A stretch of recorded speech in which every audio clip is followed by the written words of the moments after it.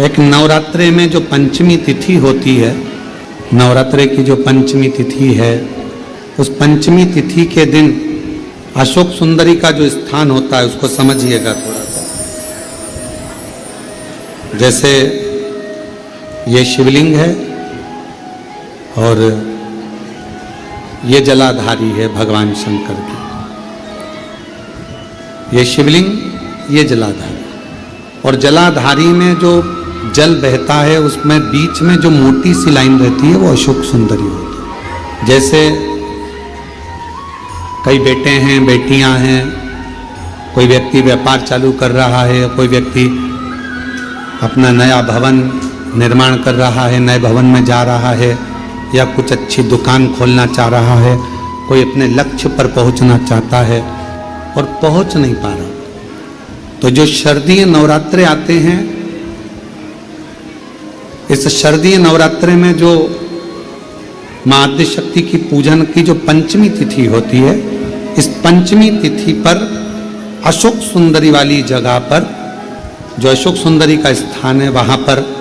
लाल पुष्प एक समर्पित करें। जो जलाधारी है, मां पार्वती, जगत जननी, जगदम्बा, अम्बा, भवानी मैया दुर्गा का हस्त कमल, इस पर 7 जगह पर कहीं पर भी लाल चंदन की बिंदी 7 स्थान पर कहीं पर भी रखें, और 1 लोटा जल शिव जी को पंचमी के दिन, नवरात्रि की, शारदीय नवरात्रि की पंचमी के दिन कामना करते हुए उत्तर की ओर मुख कर कर, अर्थात यहां बैठते हुए शिव जी पर जल चढ़ाना प्रारंभ करें और अपने मन की कामना कहकर बाबा के पास में जो लाल पुष्प समर्पित करा है, उस पुष्प को अशोक सुंदरी वाली जगह से वापिस लेकर आ जाए। जिस लक्ष्य को आप पाना चाहते हो, अच्छी पढ़ाई कर रहे हो, खूब अध्ययन कर रहे हो, खूब मेहनत कर रहे हो, खूब पढ़ो, कोई दुकान खोल रहे हो, व्यापार चालू कर रहे हो, कोई नया कार्य चालू कर रहे हो, उस पुष्प को अपने स्पर्श कर कर या उस पुष्प का दर्शन कर कर आप एक बार जाकर देखो, आपको उस मंजिल तक मां आद्य शक्ति दुर्गा भवानी शिव पहुंचा कर शंकर भाई। और एक निवेदन करूं आप लोगों से कि बन सके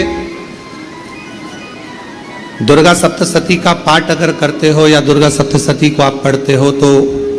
हिंदी का उसमें नीचे लेख आते रहते हैं, बहुत सारे वर्णन आते हैं, उसका भी पढ़ेंगे तो उसमें बहुत सारी बातें आपको बहुत अच्छी अच्छी, देवी भागवत में, दुर्गा सप्तशती में,